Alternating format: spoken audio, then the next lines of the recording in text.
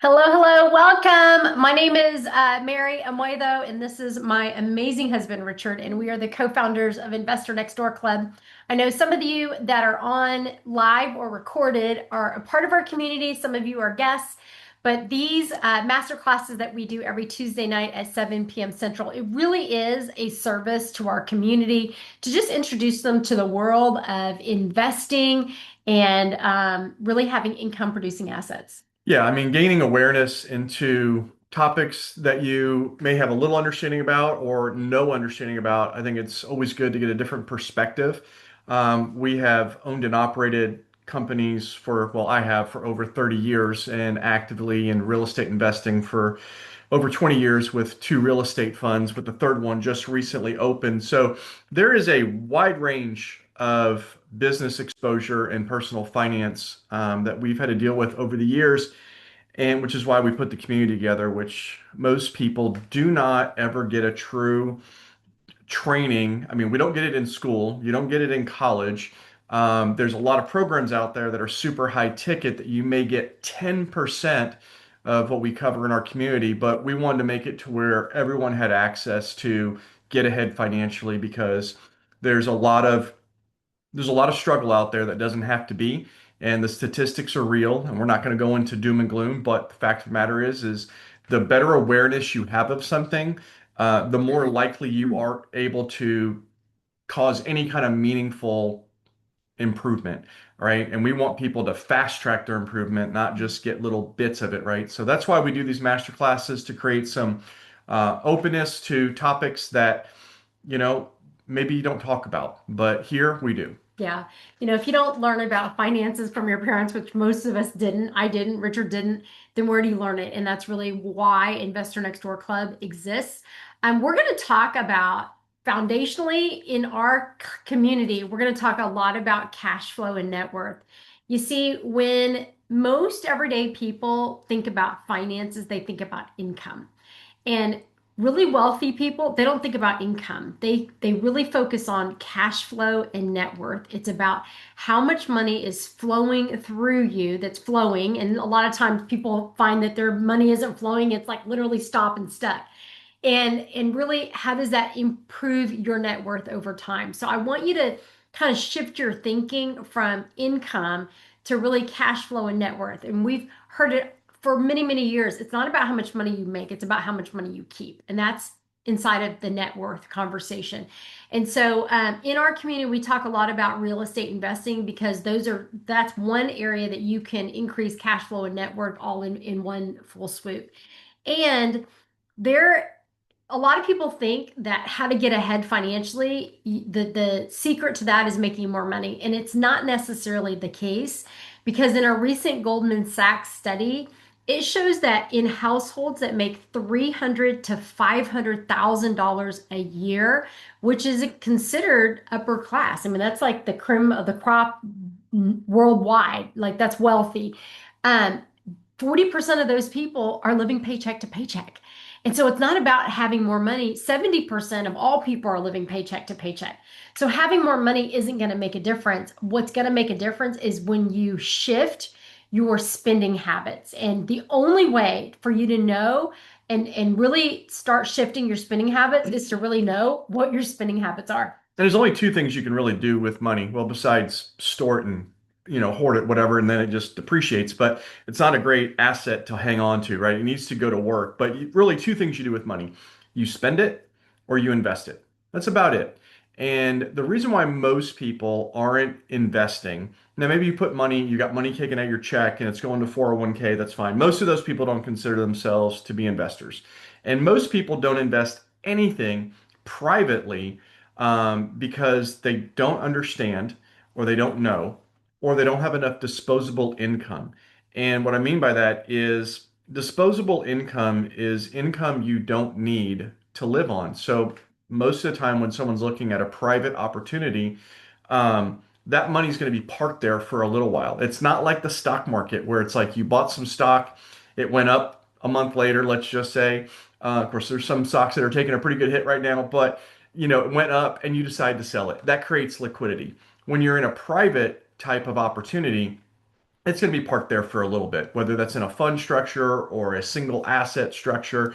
It's going to be parked. So you don't have the liquidity. And that's why every time you look at something, you got to be like, hey, this money I'm putting in, you know, I don't need to live on this for X, Y, and Z until it grows and gets its return, then it comes back to me. So those are the key things is paying attention to what you're spending so you have more to invest because everyone knows you're not going to save your way to retirement. That ship sailed a long time ago. Inflation, the cost of living, everything has gone sky high over the past really couple of decades, but even a lot over the past 5 years. And so you've got to find a way to put your money to work. Well, if you don't have that extra money right now, then it would be a really good idea to do a good audit on what you are spending money on to see where you can create that breathing room. Because if you don't, then I don't know when that ship turns. And so it doesn't matter what income bracket you're at right now, what tax bracket you are right now. Most people want to invest more money over time because one thing about investing is the compound effect. There's no substitute for time. It takes time for the compounding effect to happen. But when you have hundreds of dollars and maybe even sometimes thousands of dollars that are going out of your accounts and you don't know where it's going, that lifestyle creep, those habits, those have a real costly effect over 10, 15, 20 years to where it could be a substantial amount of income if you actually had control and awareness of it. So that's why we have this cash flow calculator that we put together is to really help people do a deep dive on where they're spending money to make sure, do I want to be putting money towards that? Or am I okay with it? But if you don't know, it's kind of like um, if you don't have a target, you're going to hit it with great accuracy, right? So it's not like this is not a game of horseshoes where you get close and it almost works. I mean, there's a lot of people right now that are getting close to retirement or in retirement, and their biggest concern is outliving their money. So we're not talking about lifestyles rich and famous, but we are talking about being able to have the lifestyle you want now, but the lifestyle you're growing into, and that's going to take some awareness. Yeah. So Rich and I spent the last 20 years in the direct sales industry, and people talk a lot about living off of residual income. And we were able to do that for 15 years. But the only way we were able to do that is what we say is we got skinny on our budget. So we got rid of anything that is a non-necessity. Because when you've got recurring income that you do not have to work for, whether that's income producing assets, residual income, uh, residual commissions, royalties from a hit song or a book you wrote, when you've got that coming in that you don't have to work for it, that's real freedom. And so the lower your monthly overhead can be to cover that, the quicker you're going to get to freedom. And so that's why we do this exercise. And I want you to start thinking that, right? Thinking like an investor where your income producing assets covers your lifestyle. And when that happens, that's true freedom. Okay. You can then over time start increasing your lifestyle if you want to. But if you keep your lifestyle really skinny, really slim, and you're able to really be able to cover your expenses with your income producing assets, that's where life just opens up. Options open up for you. And so the cash flow calculator and your net worth calculator, it's kind of like the map in the mall. I mean, You I are, know so maybe you haven't been in a mall in a long time because I haven't been. they're dying, they're disappearing. Some of these young people probably don't even know what I'm talking It's about. But there's a possible. map, and in the map, there's where you want to go, and then there's a thing that says you are here. It's really hard to figure out how to get to where you want to be if you don't know where you're at. So this is you're here. And so we're going to kind of go over this, but there's definitely homework that you're going to have to do. And for some of you, this is going to be tough. You said the H I word. know homework. Like this is it takes if you want to be really have control of your finances and really have control of your future, it is going to take some effort. And that's why we created a community so that people can help each other, so that you can encourage each other. And so sometimes you need some positive peer pressure to do the things that you don't really want to do that are healthy for you. And I'll give you a good example of this. So, because we do our own homework here too, but we haven't had anyone that's gone through this cash flow calculator that actually did the work. And we're not talking about a day. You just talking probably about, I don't know, what would you say, a good hour, An and maybe hour. a little bit Yeah. more if you got to go hunt and peck for some things, Yeah. right? If you've got a lot of stuff, Yeah, like a depending lot on of, how many accounts you yeah, have, right? it might take you a couple hours. Okay, but that it's worth it. Okay. And I'll give you an example. I've never had anyone that didn't find at least $200 a month going out the window that they didn't know about, or they made a new decision that, okay, I really don't need that. Well, $200 a month, is that a lot of money? Well, it depends on, what kind of money you make, but really it's $2,400 a year. $2,400 a year invested in something conservative that's 10 or 11, 12% a year, compounded over 20 years. That is a significant amount of money that is creeping away from you. And so a couple months ago, I went ahead and was like, you know what? I'm gonna go ahead and do our own stuff here. And what I ended up doing from just the effort, and I spent less than an hour doing this, is I went ahead, you know what? I said, I bet it's time to renegotiate my cell phone contract. And so I did that. That shaved off over a little over $100 a month. And then I went ahead because these are big items. We had a lot of phones. And then I did the house insurance, and that shaved off another hundred some of dollars. So that was $2,400 a year that I just did in about an hour of doing a little bit of phone calling, letting them know, listen, I want to change this or I'm going to move. And they immediately go to their default mechanism of, we want to keep you, right? Because it's more expensive to go get a new customer than it is to keep a customer. So it was easier for them to shave that stuff off. So that's just a little bit of insight. But we've had people that have saved thousands of dollars a year just by going through this, and that just adds up. So that's why we do this. The other thing is a lot of people come into our community and they want to be investors, but they're not prepared yet. They're not prepared mindset wise, and they're not prepared with their own personal cash flow that they have coming in monthly. So this is one of the steps that we do, which leads to another step, which has a lot to do with getting out of high interest debt. But the first part is gaining awareness on where is all the money going? Where are you spending it? And then where is it being invested if you are investing? But really, the main thing is, can we free up more surplus for you to invest more for your future? All right, so we're going to go to our cash flow calculator. We're dropping it. The link is in the chat. So if you're not already, uh, you aren't already you don't already have a link. Here's the link. So it's all free. You can access it anytime. We do not keep any of the information. So No. once you get out of that window, the information is gone. So we make sure that you download the Excel spreadsheet so you capture all the work that you've put in there. And then there's different ways to edit where we're going to walk through it with you right now to show you kind of how it works. And we'll use some, dummy examples, but you do all the work on the site, and then you'll download your report, and then it's yours and it disappears from us. We don't keep any record of it whatsoever. Yeah. So this is the cash flow calculator. Okay, personal cash flow and net worth calculator. And what you're going to want to do is you're going to want to pull your last 30 days of your credit cards, whatever credit cards you're actively using, as well as your bank statement. 30 or So 3 months.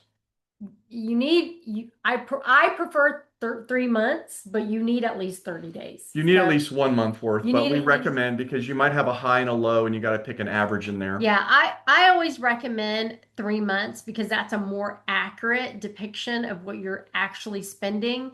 But if you only have 30 days, I promise you, for most people, you've never even looked at it. You've not looked at your cash flow for the month, which is why things just keep going out. You just don't have very much money at the end of the month. 58% of all Americans do not reconcile their bank account, and even a greater number of that don't even look at their other accounts where they're charging things yeah, at even a higher basis because they just use it as part of their living, right? It's just how their life works, and they just don't do the work to do that. So you want to make sure you are checking all of your accounts anyway because we live in a massive fraud time of life, and anything you have that's and online access, you need to make sure that you're checking it on a regular basis. But if you, nothing else, get at least 1 month of any account that you have, meaning your bank accounts, your credit card accounts, anything you spend money on, and then any accounts that you put money in, whether that's an IRA, whether that's your 401k,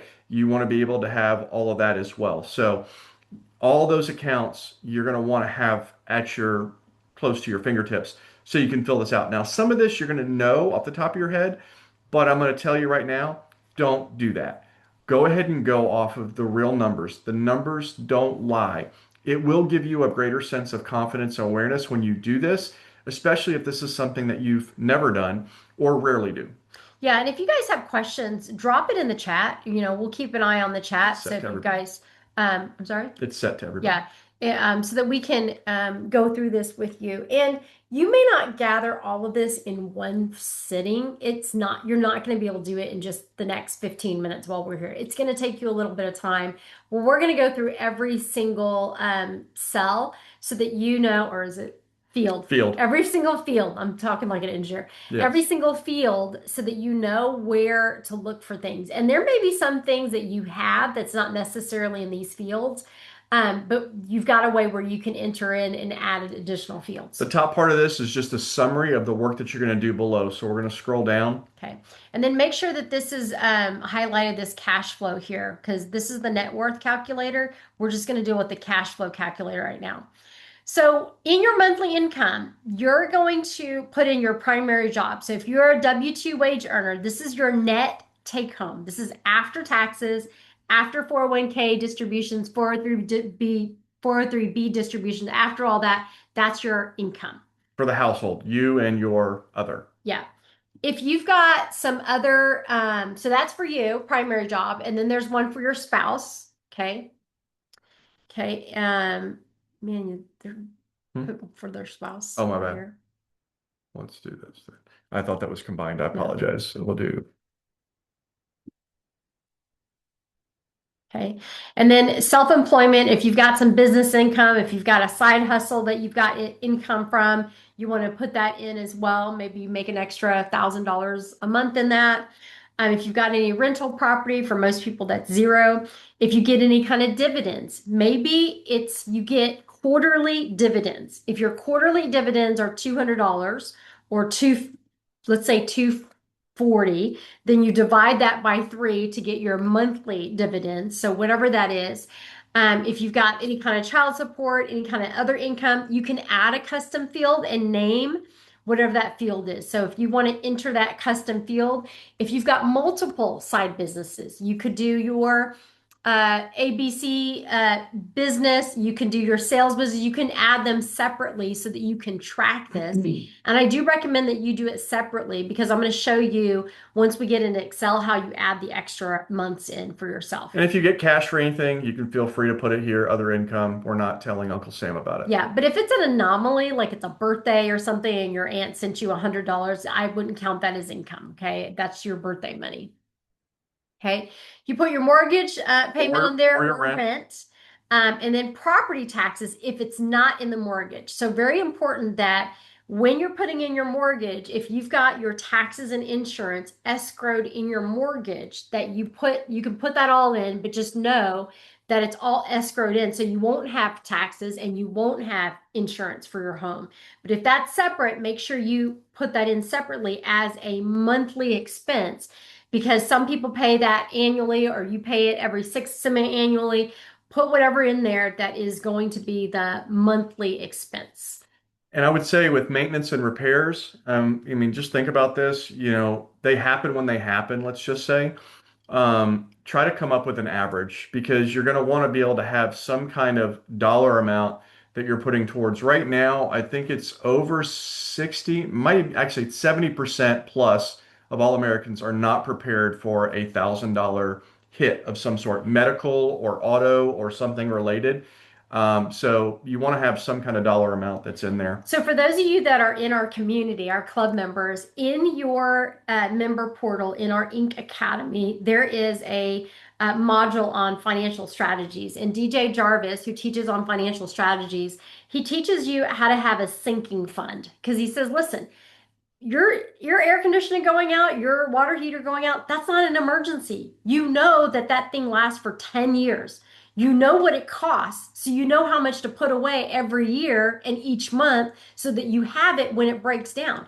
Tires are not an emergency. You know those tires are rated for 3 years, 4 years 50,000 miles, yeah, or yeah, whatever, however miles, 30. it's based on mileage Yeah. usually. And you know how much you drive on an average basis. So you know when you're going to need new tires. So plan accordingly for that. So these are habits that you can plan for so that you don't get zinged long term. So that's just more information. If you're in our club, you can get that information in your Inc. Academy. And fuel on your cars is definitely a big one right now because it's changed a lot. I filled up the other day, it was $100.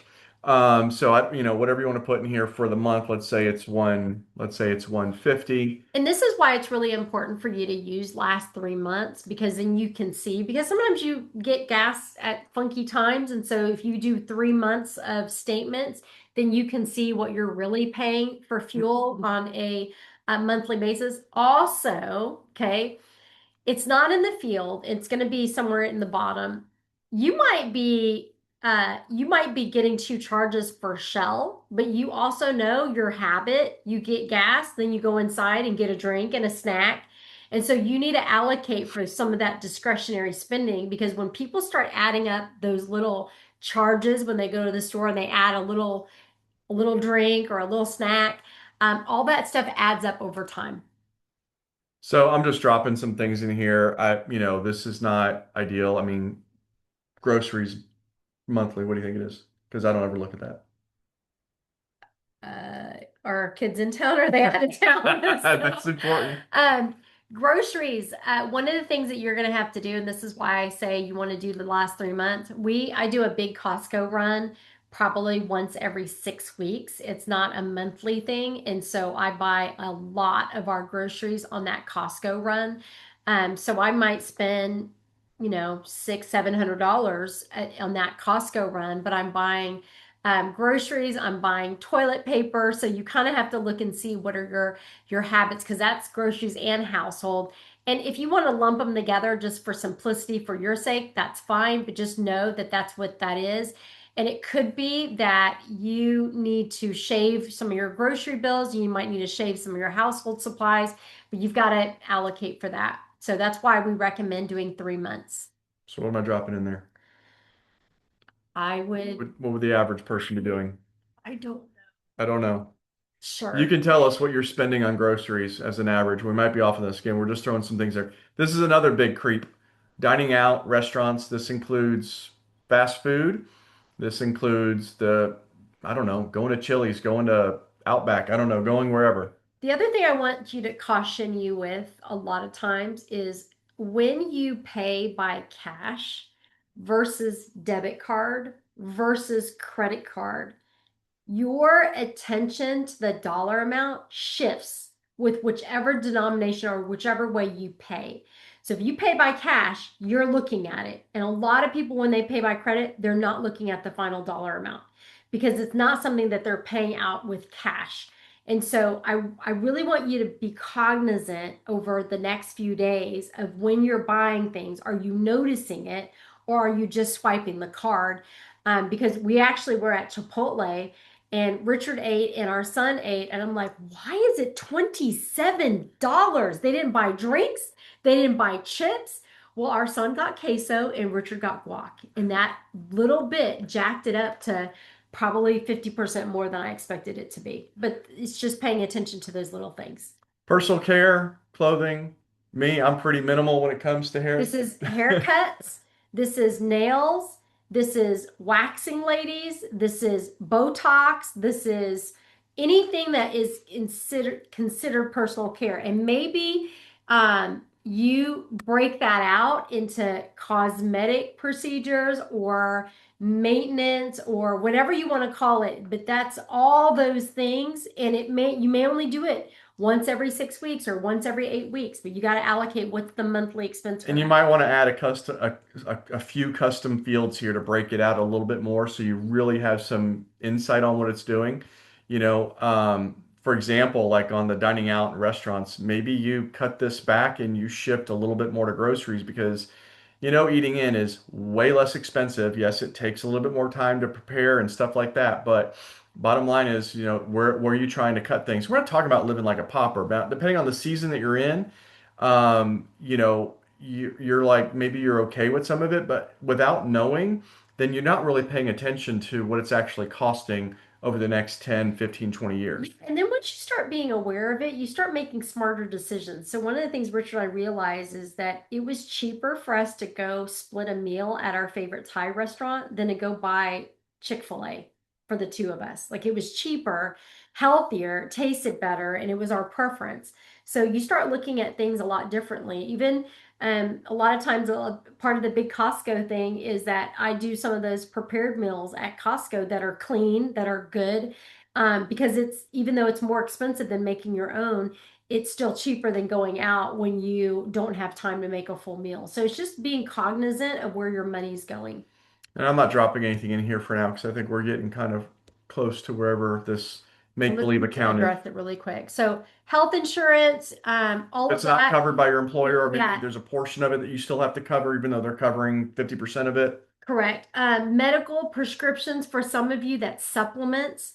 So make sure you add that because supplements can add up. We spend hundreds of dollars every month on supplements, hundreds. It's a big line item for us. So if it's a big line item for you, make sure you cover that as well. And you might want to make that a custom field, whatever Yep. that might be. Then we get into credit card payments. These are just going to combine all of the minimum payments, which we obviously don't recommend that you're paying the minimum payments. If you got any other student loan debts, let's just say there's, I'm going to say 500 because that's low. There's 1.3 trillion in credit card debt in our country right now, and a whole bunch more when it comes to personal loans. I'm going to leave that as is. And then family and education. Childcare, daycare, all that stuff adds up. I have no idea what that costs. We haven't had childcare in forever, but our tuition for our school fees between our daughter and our son, that's $2,500 in tuition every month. So she's in college, he's in a private school, and then he's got extracurricular activities that we pay once a year or once a semester, but you can break that down to what it's monthly. Also, if your kids are in college and you're paying for books, their rent. So you might on the upside of the top where it's household, you might have your mortgage and rent because your child goes to school and you're paying their rent. And then when it comes to, depending on if you're Gen Xer, you might be having taking care of kids and you're taking care of parents also. So that's another factor. Even though they might be having some Social Security come in, you're probably offsetting some of that. So the Gen Xers are the sandwich generation. And now here's where we start getting into things that you have that you're going into your investments, let's say, because it's still if it's happening after tax, right? Let's say you're putting $100 into an after-tax IRA account. This has nothing to do with your 401k, and then let's say you're doing, we'll just say another 100 there. Um, let's see what else. If you're doing any college savings, you got young kids. Yeah, and then for a lot of you also, that's not in oh, here it's charitable giving and tithing. That's a big portion. You might break that out if there's several organizations that you contribute to regularly just to make it easy. But what I recommend is there's a lot of fields here, and you've got a lot of line items on your bank statements and your credit card statements. I recommend you print those out and then you highlight when you've allocated for that because what's going to happen is there may not be a field for one of the things you spend money on. And so you're not allocating for that every month. So make sure if you really want to do a thorough job, you need to print out 3 months for every account that you're using. So whether it's, you have two credit cards and two bank accounts or one bank account, one credit card, whatever that is, you want to print off the last three statements so that you've got that and highlight where you've allocated every single line item. And that way you're going to know that you've really accurately captured your cash flow for the last 3 months. Okay. All right. Then we're going to download it. Huh? Oh, Well, so yeah. now there's your screen snapshot. So you've got a monthly cash flow of $3,500 a month, which I don't know very many households that is the case. It's not the average. It's probably low on some of Yeah. these numbers, but you kind of get where we're going on this, right? A lot of households, the monthly cash flow is probably $500. Like everything goes out. They have nothing left. They're living paycheck to paycheck. So I think that monthly cash flow is usually way lower. Okay. So here's your net worth. We're not going to enter, you're going to enter in some stuff. I'm gonna enter some things just so I can see the So you got result checking, here. savings account, your money market accounts, CDs, treasury bills. You might have gold, silver, anything that's liquid that you could easily sell. Um, is this where you would put like crypto if you had cryptocurrency? So Oh, it's this down crypto, here, yeah, it's invest crypto in here. assets. Okay. You, all of that, anything that you have in any kind of investment vehicle, you're going to have in here. So we might not have the exact investment vehicle you have, but you want to put it in here. Some of you have insurance policies that have some kind of cash value. You want to add that cash value here because this is your net worth. This is calculating what you're actually worth. Now, your real estate assets in true net worth, when you're calculating true net worth, it does not include your primary residence when you're calculating true net worth. But for the sake of this exercise, we're going to go ahead and include your primary residence. So, um, real estate liabilities. So it's going to, your value against what you owe, it's going to allocate for all of that too. Okay. And then all of your liabilities. So credit card balances total. Okay.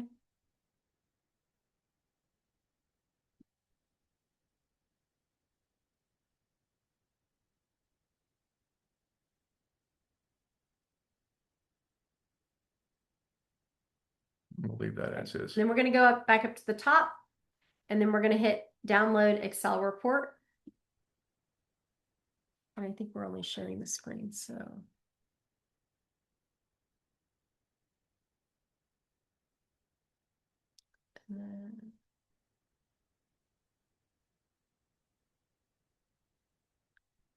Okay. And so this is what it looks like. So you've got your monthly amount and it brings everything in. What I would recommend is adding, if you're proficient with Excel, you can add a cell here, a column. So you can insert a column here, and then you can add your each month. So if you want to do just 1 month at a time, and then add your whatever the month is for each one of these, and then you can average it together. If that's easier for you, you could do it that way, or you can hand average them. But it's really important if you really want an accurate cash flow and net worth snapshot of where you are, then you really want to do 3 months. And you want to do what I said is make sure you highlight every line item to make sure you captured everything. Because what you're going to see is you're going to see places where you have a lot of excess. You're going to see where, oh my gosh, we spend how much money eating out? We spend how much money on fast food? And I would break it down to restaurants. If it's date nights, it's one thing. If it's fast food, it's another. You're going to start to see some habits that you can shift where it can save you a substantial amount of money. So now we're gonna, is that anything else you want to make No, just make touch sure you've base? got two tabs down here at the bottom, cash flow and net worth. So that's everything based on the information that you put all through here. You could always do a control P if you wanted to screenshot and just get a PDF of this. You can certainly do that. If we're looking at 3 months, are we averaging? Yes, you're averaging for 3 months. Yeah, for sure you're averaging for 3 months. And when you're looking at 3 months, one of the things that I've done in the past is I've actually done it for every single month. So I can see some trends. Because obviously some months, like when you've got holidays, you've got birthday parties or whatever, you can see certain trends and allocate for those trends every single month so that you're not getting surprised. In certain seasons, your like your electric bill in the summer is going to probably be higher than your electric bill in the winter, right? Or your gas, such and so forth. Yeah. If you've got a pool, you might be using it more in the summertime than the winter time. There's certain things that you can allocate for it. When you start tracking this stuff, you can start seeing trends. And in every marriage or couple, there's probably one that's more numbers oriented than the other. And so you pick somebody who does it. It doesn't matter who, but really tracking what you spend will have you have an awareness that you don't currently have. And that's the most important part is bringing awareness to you. Absolutely. So it's, some of this might be a little confronting to do, or maybe it's a little intimidating. And I've dealt with people that make a significant amount of money that just they don't pay attention. And sometimes they have surprises in their life, just like someone who doesn't make their kind of money has surprises in their life. There's a way to eliminate surprises for the most part. Life's going to happen, it's going to throw us curveballs, but it's always good to have some preparation that it's that curveball. Sometimes you can see it coming, and you got a better chance of hitting a curveball you see coming versus one that's just like completely out of the blue. So for those of you that are interested in, spring season ending, getting into baseball season, but opening day, but it's you can just kind of get a sense of how this might help you. You could go back further and look for anomalies that are in your spending. But, you know, the most important thing is that at least a solid 30 days on every account that you're spending money, every account you're putting money into. Do 3 months. That is definitely your best scenario to be able to do that because it gives you usually a decent range to work with side of. And then as you look at things differently on a monthly basis going forward, then you're just kind of checking things off and you're not it's not as new. It becomes a lot more familiar and becomes a little bit more like the back of your hand. And then you start paying attention to how you are spending money ongoingly.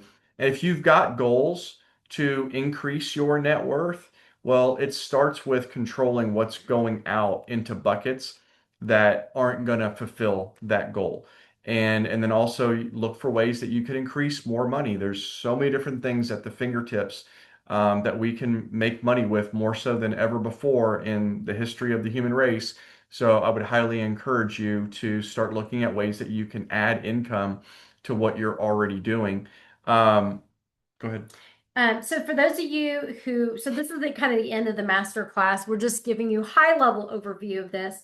For those of you who are in our community, we're going to do a deep dive into this tomorrow at noon Central Time, and you can access the Zoom through your member portal. So go to investornextdoorclub.com, log in, and on the left side menu, you're going to see a live Zoom link. So that's where you're going to go. If you can't join us live, it's going to be uploaded into your Inc. Academy. And we're going to go through in much more detail how do you implement this. And then every Tuesday, we're going to have a master class. So next Tuesday is going to be about co-living. It's about how do you take a single family home and dramatically increase your income and your revenue from it with really trending with what's happening in the market right now. And then 2 weeks from now, if you're someone who's in debt, we've got a guy who's going to talk about debt settlement, what that means, how that works for you. And then for always, whenever we do a master class, we're going to do a deep dive the next day for our club members. So if you want to join us in the deep dive on any of these, highly recommend you reach out to the person who invited you on here and get involved and join us in our club because we'd love to have you. Absolutely. Well, I appreciate you guys hopping on tonight. We'll look forward to catching you on the next one. All right, see you soon. Bye now.